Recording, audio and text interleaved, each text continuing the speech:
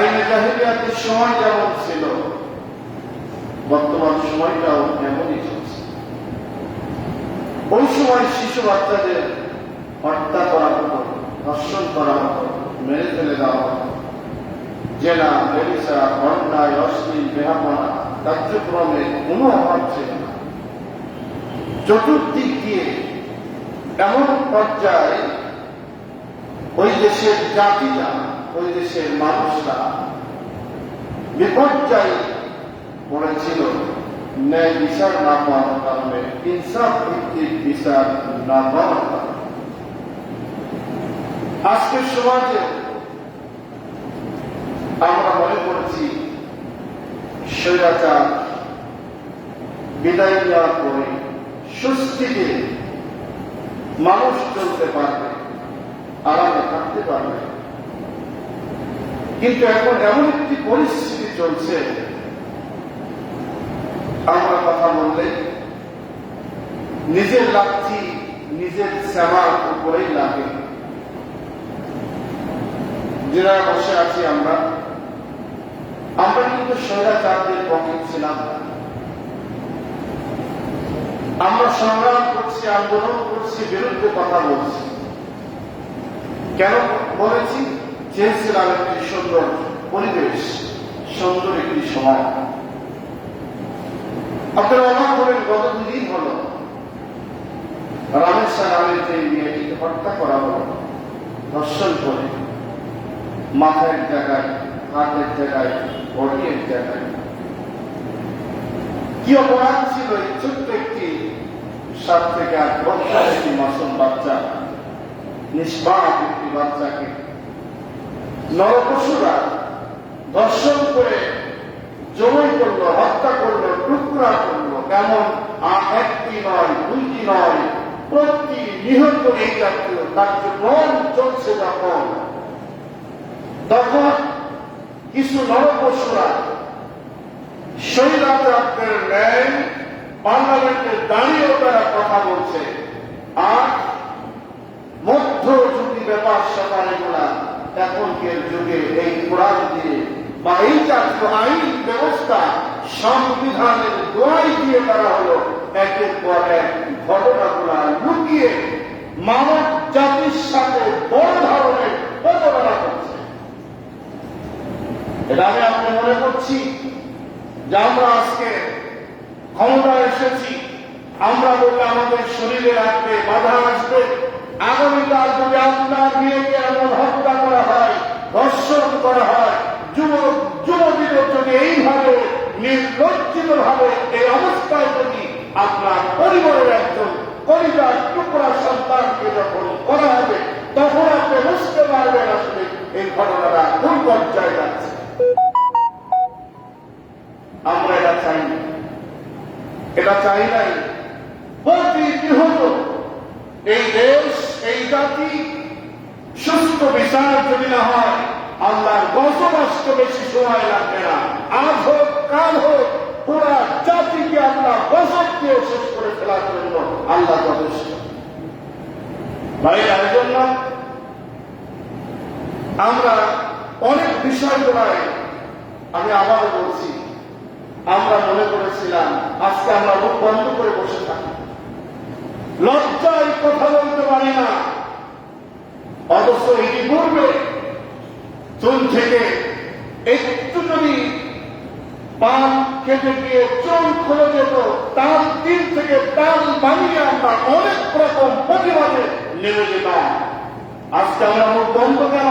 বিবেকের কাছে স্পষ্ট করে দেখো, এই জাতীয় কার্যক্রম করা আল্লাহর কাছে কি জবাব দিব আমি আপনি? এজন্য ভাইরা, আমরা ধিক্কার জানাই এবং দ্রুত বিচারের দাবি জানাই। সরকার যে কোনো ভাবে ন্যায় নিষ্ঠা আদর্শবান যদি জাতির সামনে কার্যক্রম যদি দেখাতে না পারে, আমি আপনি কাল কিয়ামতের ময়দানে আল্লাহর কাছে জবাব দিতে পারবো না। এই জন্য, কারণ আমরা তাদের সাপোর্টে ছিলাম। এজন্য ভাইরা, আমরা চাই না রামেশ্বর আয়সার মতো আরেকটা মেয়ে দর্শন করো, আরেকটা মেয়ের জীবন চলে যায়, আরেকটা মেয়ে হলো এইভাবে একটি ফুলের পাপড়ি আবার চলে যায়। এটা কিন্তু আমরা চাই না। যেই করে দৃষ্টান্তমূলক শাস্তির আওতায় আনতে হবে।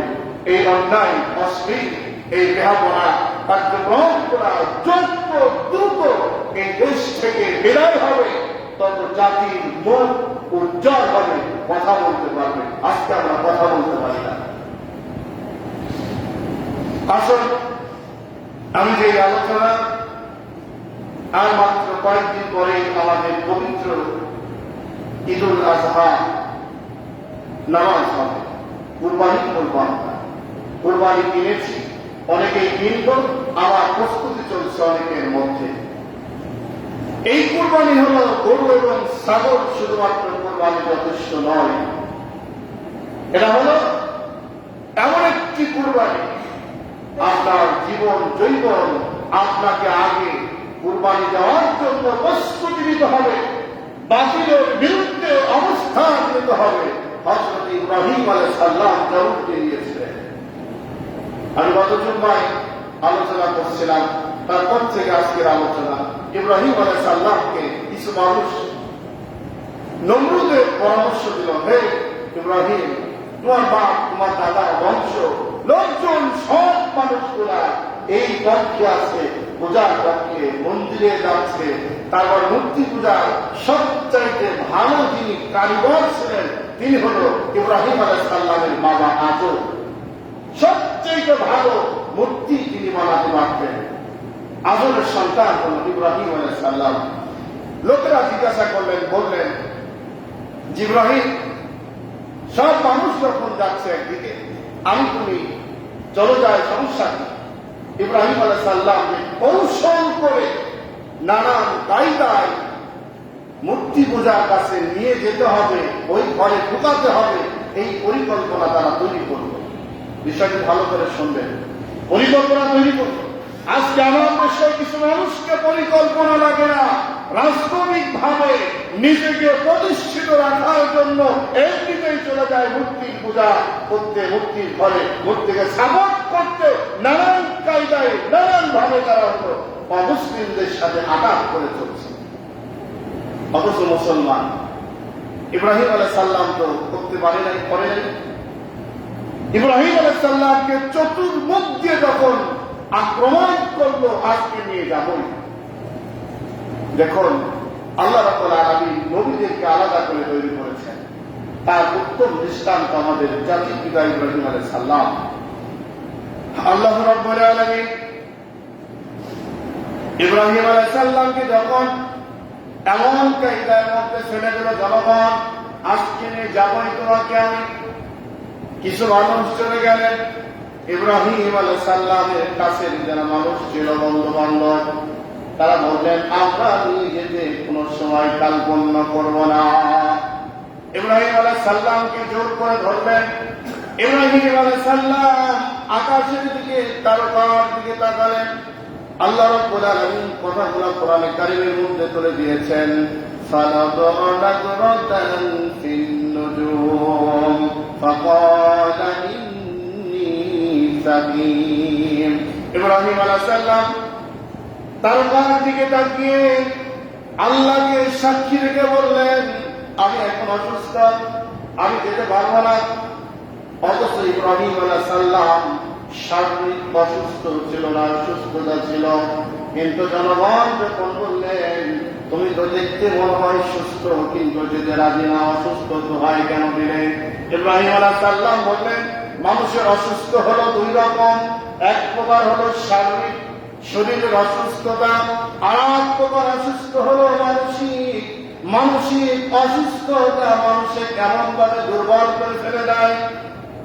যেমন কি আজকে হলো রামাশার পরিবার, ওই মেয়ের পরিবার, আত্মীয় স্বজন এবং এই ভিডিওগুলা যে যেখান থেকে যে অবস্থায় দেখছে, ওই মানুষটার হৃদয়টা ভেঙে চুরমার হয়ে যাচ্ছে। এরা হলো মানসিক দুর্বলতা। ইব্রাহিম আলাইহিস সালাম বললেন, আমি শারীরিক সুস্থ আছি, কিন্তু আমি মানসিক অসুস্থতার কারণে আমি তোমাদের সাথে এই মুহূর্তে যেতে রাজি নাই, আমি যেতে পারবো না।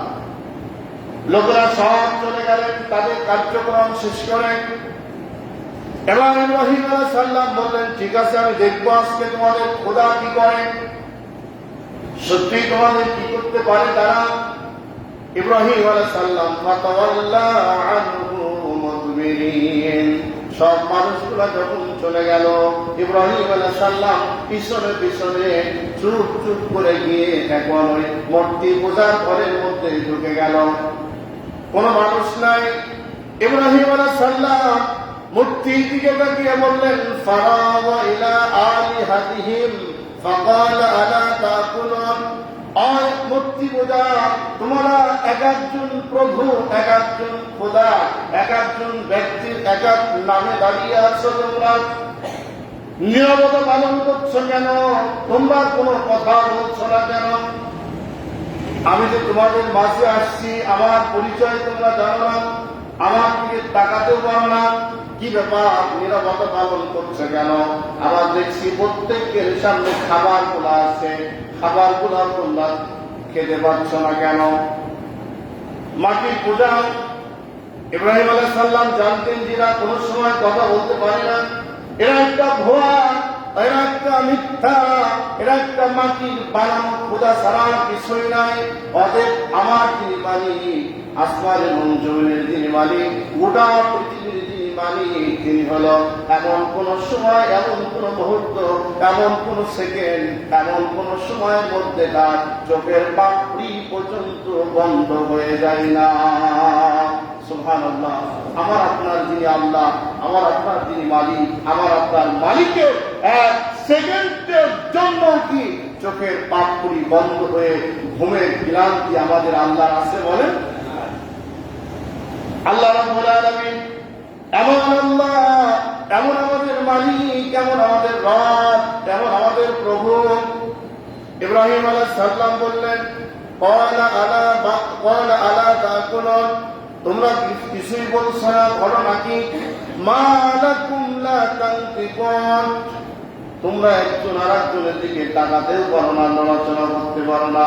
এমন পর্যায়ে করতে করতে ইব্রাহিম আলাইহিস সালাম ফারাগ আলাইহিম দরবান বিল ইয়ামিন, একজন আর একজনকে ধাক্কা দিয়ে এমন আছাড় মেরে ভেঙে দিয়ে সবগুলাকে অসুস্থ করে দিয়ে তাদের মধ্যে লিডার যিনি বড় ছিলেন, খাওয়া দাওয়া বড় ছিল, তার ঘাড়ের উপরে কোড়াল দিয়ে এবার চুপ করে দাঁড়িয়ে আছেন, কোন সারা শব্দ নাই। ইব্রাহিম আলাইহিস সালাম বলেন, বলো, কথা বলো। ফারাগ আলাইহিম দরবান বিল ইয়ামিন, তারা তো মনে করতো যে আমাদের বিপদ থেকে বাঁচাবে, উদ্ধার করবে, এখন নিজেরা বাঁচতে পারো না, দেখো কি অবস্থা। লোকেরা চিন্তা করলেন কি ব্যাপার, ইব্রাহিম আলাইহিস সালামকে দেখলাম এখানে, ঘটনা কি? ইব্রাহিম আলাইহিস সালাম আবার ঢুকলো কিনা, এবার লোকেরা আবার কিছু আগায় আসলেন। আসার পরে ইব্রাহিম আলাইহিস সালাম নীরবতা পালন করতেছেন, দেখতেছেন তাকিয়ে। তারা জিজ্ঞাসা করলো, ইব্রাহিম তুমি বলো, এদেরকে তুমি মারধর করছো নাকি, এই ভাঙলো কারণটা কি? ইব্রাহিম আলাইহিস সালাম বললেন, তোমরা নিজেরাই বলতে আমাদের খোদা, আমাদের প্রভু আমাদের বাঁচাবে, খেতে দেয়, পড়তে দেয়, বৃষ্টি দেয়, নানান কিছু, এক একজনের প্রশংসা এক এক রকম করতে তোমরা, এখন তোমরাই বলো, জিজ্ঞাসা করো না, ওনার জিজ্ঞাসা করো এই অবস্থা হলো কেন? এখন বলেন, এদেশে যারা মিথ্যাবাদী, ধোঁকাবাজি, বাটপার, উনি জানে এটা হলো আসলে সত্য না, কিন্তু নিজে বাঁচার টাকা দেয়, নিজের স্বার্থ হাসিলের জন্য, নিজেকে অনেক কিছু করার জন্য মিথ্যার উপরে দাঁড়িয়ে থাকে। যখন দেখবেন ওই কিছু কথা আছে, শক্ত জায়গায় বিড়াল আগে না, কারণ শক্ত জায়গায় বিড়ালের অভ্যাস হলো পায়খানা করার পরে তাও দিয়ে বালু দিয়ে কিছুটা সিলাই দিয়ে পায়খানাকে ঢেকে দেওয়া, কিন্তু শক্ত জায়গায় পায়খানা যদি করে ও তো সেই নিয়ম অনুসরণ করতে পারে না। এই জন্য মুরব্বীদের কথা হলো, শক্ত জায়গায় বিড়াল আগে না। এই মানুষটা যখন জিজ্ঞাসা করা হলো, সত্যকে বলো, উনি আর কথা বলতে পারবে না, কেন? উনি জানে এটা হলো এই কাজ। এটা আসলেই সত্য, এটা আসলে মিথ্যাকে আমি এই পর্যায়ে করে ফেলেছি। তার সাথীরা যারাই ঢুকছিল তাদের জিজ্ঞাসা করলো, বলো এই মানুষটাকে জিজ্ঞাসা করো এখন এর অবস্থা এমন হলো কেন। আমার মেয়ের অবস্থা দেখে অনেকেই ইব্রাহিম আলাইহিস সালামের সাথে একমত প্রকাশ হয়ে গেলেন। ইব্রাহিম, আমরা জানি নিঃসন্দেহে তুমি একজন ভালো মানুষ, আমরা জানি, কিন্তু বাপদাদা ধর্ম, বাপদাদা অনুসরণ করেছে, সেই কারণে আমরা আজকে নিরুপায় হয়ে এই মূর্তির পিছনে পিছনে আমরা দৌড়াতেছিলাম। ইব্রাহিম আলাইহিস সালাম বললেন, এটা আসল প্রভু মালিক কখনো হতে পারে না। আমাদের যিনি মালিক, আমাদের যিনি প্রভু, আমাদের যিনি রব, তিনি কখনো ঘুমান না। যেমনটি আপনারা জানেন জুলেখার ঘটনা, ইউসুফ আলাইহিস সালামের ঘটনা আপনারা জানেন। সমস্ত ঘরের মূর্তিগুলাকে কাপড়ের আড়াল করে দিয়েছেন। তার সাথে এখন অন্যায় কাজ করবেন, জেনা করবেন, খারাপ কাজে যাবেন, তখন সব মূর্তি পূজার মুখগুলা ঢেকে দেওয়ার পরে বললেন, ঠিক আছে, এবার তুমি তোমার সাথে আমি যা খুশি তাই করতে পারি, যা খুশি তাই করতে পারি। ইউসুফ আলাইহিস সালাম তখন বলছিলেন, জুলেখা, তোমার প্রভু, তোমার খোদা, তোমরা যার পূজা করো তাদের চোখ কাপড় দিয়ে ঢেকে দেওয়া যায়, আড়াল করা যায়। আমার যিনি মালিক, আমার যিনি আল্লাহ, আমি যার ইবাদত করি, যিনি আমাকে সৃষ্টি করেছেন, ওই আল্লাহর চোখ কাপড় দিয়ে ঢেকা যায় না। ঢেকা যায় বলেন? এজন্য ভাইরা, আল্লাহ আমাদের একটা সুন্দর বিবেক দিয়েছেন। নেইকে নেই বলা শিখন, অন্যায়কে অন্যায় বলা শিখন, এককে এক বলুন, দুইকে দুই বলুন। আমরা কিন্তু এমন একটি পর্যায়ে চলে এসে দল বল নির্বিশেষে ব্যক্তির পিছনে গিয়ে, ব্যক্তিকে সন্তুষ্ট করতে গিয়ে, আল্লাহকে ভুলে গিয়ে, আল্লাহকে মাইনাস করে দিয়ে আমার জায়গায় আমি অটল থাকতে চাই। এটা বিবেকের কাজ নয়। এটা বিবেক দিয়ে আপনি বিচার করে দেখুন। সত্যকে সত্য বলা ভুলে গিয়েছি, ন্যায়কে ন্যায় বলা ভুলে গিয়েছি, অন্যায়ের প্রতিবাদ করা আমরা আজকে ভুলে গিয়েছি। অথচ আমরা মুসলমান, আমরা মুসলমান। আজকে দেখুন, রামাশা যে মেয়েটি মারা গেলেন, গলাটা এক জায়গায় বালতি করতে, হাত কবজি বালতির মধ্যে, বডি আরাম থাকা বাথরুমের মধ্যে, এই অবস্থার মধ্যেও সবগুলা গুছিয়ে এক জায়গায় করে একত্রিত করে তাকে দাফন করা হলো। রাস্তাঘাটে অ্যাক্সিডেন্ট হয়, মাটিতে মিশে যায়, লাশগুলা খুঁজে পাওয়া যায় না।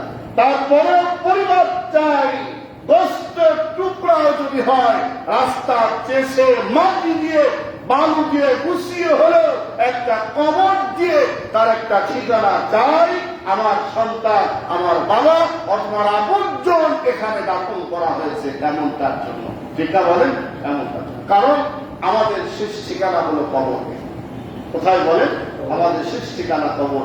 বলুন তো, এই কবরে যখন আমি আপনি যাব, এই দুনিয়ার সৌন্দর্য, দুনিয়ার রং তামাশা, দুনিয়ার আকর্ষণ, দুনিয়ার মহব্বত, ভালোবাসা, দুনিয়ার সব কিছু আমার কবরে যাবে। বলেন যাবে কোনটা? দুইটা জিনিস যাবে, হয় ভালো অথবা মন্দ, হয় আমল অথবা বদামল। আপনি যদি ভালো করে যান, আপনার ভালোটাই কবরে যাবে, আর যদি আপনার অন্যায় করে যান, অন্যায়টাই আপনার কবরে যাবে।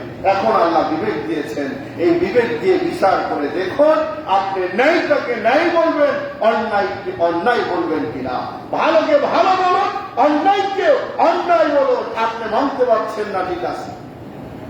আমি আবারও বলছি, আমি প্রথমেই বললাম যে আমরা এখন চেয়েছিলাম, ভাবছিলাম হয়তো বাংলাদেশ এমন থাকবে না, এমন একটা পরিবেশ আসবে যে এই পরিবেশে দর্শন থাকবে না, চুরি থাকবে না, অন্যায় থাকবে না, জেনা থাকবে না, ব্যভিচার থাকবে না, লুটপাট থাকবে না, মানুষ ভোগান্তি হবে না, বিপদগ্রস্ত হবে না। এমন বাংলাদেশ আমরা আর চাই না। না চাওয়ার জন্য আমরা আন্দোলন করে, সংগ্রাম করে, দোয়া করে, রোজা করে, নামাজ পড়ে আল্লাহর কাছে আমরা দোয়া করেছি রব্বুল আলামিন এই গজবকে দেশ থেকে প্রবাহিত করো। সত্য কিনা বলেন? এজন্য তো আমাদের লক্ষ্য। আল্লাহ দিয়ে দিলেন, আল্লাহ পরিষ্কার করলেন। পরিষ্কার করার পরে আল্লাহ শুকরিয়া, আল্লাহর কৃতজ্ঞ প্রশংসা এখন যারা আমরা বসে আছি কি দিয়ে করবেন বলেন? আমার যদি এরকম 8 বছরের মেয়ে ধর্ষিত হয়, 5 বছরের মেয়ে ধর্ষিত হয়, আমার যদি আপনার 62 বছরের একজন বৃদ্ধ ধর্ষিত হয়, আগেই তো ভালো ছিল, ভালো কিভাবে আমরা দূর করে নতুন পর্যন্ত আমরা আবার নতুন একটি জীবন চেয়েছিলাম, এটা তো সেই জন্য সেই কাজ করি না। যারা এর সাথে জড়িত, যারা অন্যায়ের সাথে জড়িত, যারা অন্যায় করছে তাদেরকে সাপোর্ট দিয়ে যদি আমরা নীরবতা পালন করি, আল্লাহর কাছে জবাব দেওয়ার কোন রাস্তা থাকবে না। হোক আমার দল, হোক আমার নেতা, হোক আমার বন্ধু, হোক আমার ভাই, যে কোনো ব্যক্তি হোক না কেন, অন্যায়ের প্রতিবাদ আমি আপনি গর্জিয়ে উঠতে হবে, করতে হবে। এটাই মুসলমানের কাজ, ইমানদারের কাজ। ঠিক কিনা বলুন? আমরা পাচ্ছি না। আমরা কেন পাচ্ছি না? না পারার জন্য আমাদের দুর্বলতা রয়েছে। আমাদের দুর্বলতা দূর করুন, আমাদের জায়গা ক্লিয়ার করুন। আপনার কবরে আপনার একাই যেতে হবে, আপনার কবরে হিসাব আপনাকে দিতে হবে। আজকে 8 বছরের মেয়ের বাবার দিকে তাকিয়ে দেখুন।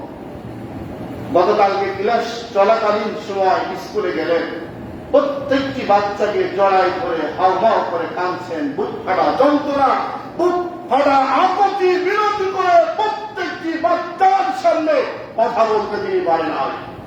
কেন? আমার মেয়ে যদি আজকে এমন হতো, আপনার মেয়ে যদি এমন হতো, আপনি সহ্য করতে পারতেন না। এটা মানার কোন পরিবেশ নাই। আপনাদের একটি কথা মনে করে দিই, আমরা ওই ব্যথায় ব্যথিত হয়েছিলাম। আমাদের মুসল্লি যুবক একজন যখন সম্রাট এসব তারাবির নামাজ শেষ করে যখন আমরা বেরিয়ে গেলাম, হঠাৎ করে যখন তার লাশের ঘটনা চলে আসলো, অজানা হয়ে গেল, গুম হয়ে গেল, লাশ পাওয়া গেল, এই দৃশ্য যখন আমাদের আলহাজ মরে যখন আমরা চোখের সামনে উপলব্ধি করলাম, এখন বলুন তো ওই মুহূর্তের জন্য আমার আপনার বিবেকটা আসলে দুর্বল হয়েছিল কিনা? হয়েছিল কিনা বলেন? নিকট থেকে নিকটে দাঁড়িয়ে এক চাইতে ভুক্তভোগী আর কেউ হতে পারে না। আজকে আমরা মনে করছি ওই মেয়ের বাড়ি আমাদের এখানে নয়, আগামীকাল আপনার ঘরে ঢুকবে না এই জাতীয় শয়তান গুলা। কিছুদিন আগে ঈশ্বরদীতে ঘটল ঘটনা, দাদিয়ার নাতিকে ধর্ষণ করে 2 জনকে মেরে ফেলা হলো। আজকে বললো তাদের বিচার হলো না। আজকে পর্যন্ত উল্লেখযোগ্য শাস্তির জন্য আমরা কোন জায়গা থেকে কেউ কথা বলি না।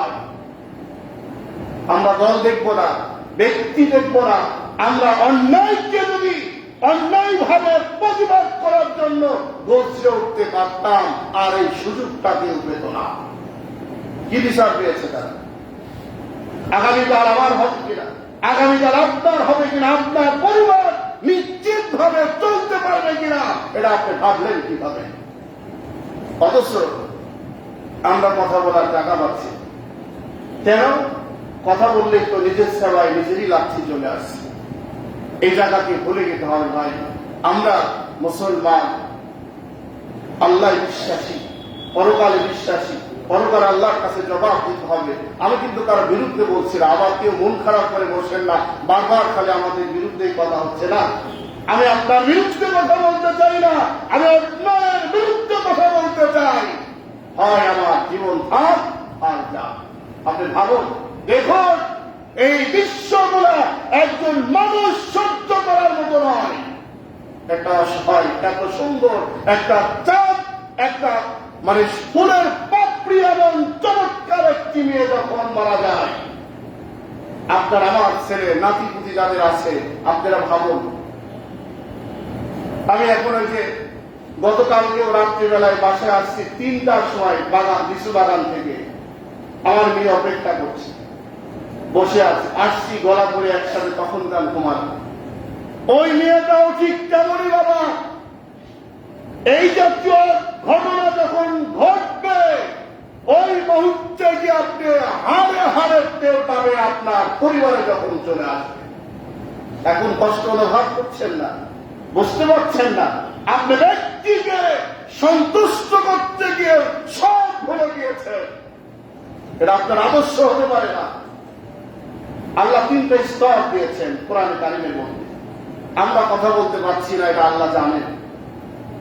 3টা স্তর। একটি স্তর হলো আপনার যদি ক্ষমতা থাকে আপনি প্রতিবাদ করুন। আমরা আজকে গর্জে উঠলাম, এই কয়েকজন মানুষ অন্যায়কারীর বিরুদ্ধে আমরা সক্ষম হতে পারলাম না। আল্লাহ রাব্বুল আলামিন বললেন, তাহলে তোমরা গর্জে উঠিও না, কি করো? তোমরা মুখ দিয়ে নিষেধ করো, প্রতিবাদ করো। এটা ভালো কাজ না, এটা করতে দেওয়া হবে না। মুখ দিয়ে দাওয়াতি কাজ শুরু করো, প্রতিবাদ জানানো শুরু করো, এটাও সম্ভব হলো না। 3 নাম্বার কাজ হলো এবার অন্তর থেকে ঘৃণা করো, এই কাজ আমরা পছন্দ করি না। আল্লাহ এই কাজ যারা করছে তাদের গজব দাও, বিচারের আওতায় নিয়ে আসো, এই কাজ যেন আর পরবর্তীতে না হয়। আল্লাহ তুমি তোমার কাছে শপথ করলাম, বিচার দিলাম, আর্জি করলাম। 3 নাম্বার স্তরের কাজ। এখন আমরা 1 নাম্বার পারি নাই, 2 নাম্বার পারবো না, 3 নাম্বার তো পারতে পারি না, কি বলেন? তাও যদি না পারি, আপনাকে মানুষ বানালো কে? আমরা মানুষের দাবি করেন কিভাবে? আমরা তো মানুষ, পশু না। একটা পশু আর একটা পশুকে এইভাবে মারছে আমার নজিরে নাই। দেখুন তো ভাই, আপনি খোঁজ নেন, একটা পশু আর একটা পশুকে এইভাবে কামড়ায়, এইভাবে হত্যা করে, এইভাবে তাচ্ছিল্য করে, এইভাবে একটা পশু নিয়ে সিঁড়িবিড়ি করছে, এমন কেউ পূর্বে কখনো দেখা হয়নি। অথচ মানুষগুলা আজকে পশুর চাইতে নিকৃষ্ট হয়েছে। এজন্য ভাইরা আসুন, আমরা আল্লাহর কাছে দোয়া করি, আল্লাহর কাছে বিচার দিই, আল্লাহর কাছে আমাদের সমস্ত আবেগটাকে জানিয়ে বলি, আল্লাহ অন্যায় আমরা চাই না। অন্যায় যারাই করছে, যারা জড়িত রয়েছে, সকলকে এই বিচারের আওতায় নিয়েছে ওরা জাতিকে কলঙ্ক মুক্ত করে দিয়ে নতুন ভাবে এই জাতীয় আর অন্যায় আমার মাতৃভূমি বাংলাদেশে যেন না হয়। আল্লাহ সেই কাজকে তুমি কবুল করে নাও। আমরা সকলে বলছি আল্লাহ আমিন। আমার ভাইয়েরা, সর্বশেষ কথা, আগামী 28 তারিখ